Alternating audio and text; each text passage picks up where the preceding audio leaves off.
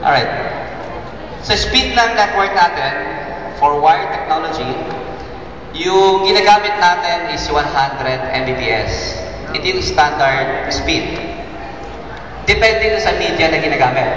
Depende sa cable, depende sa switch, depende sa LAN card, or doon sa network interface controller ng laptop or computer natin.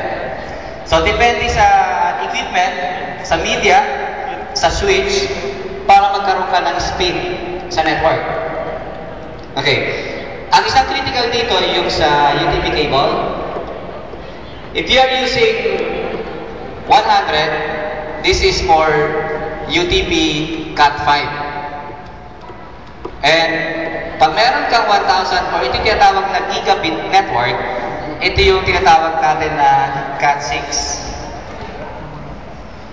So Cat6 is a more expensive media ng cable natin.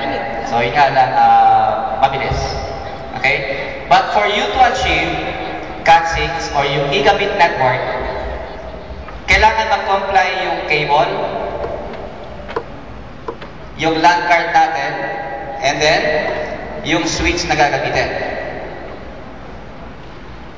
So, tatlo.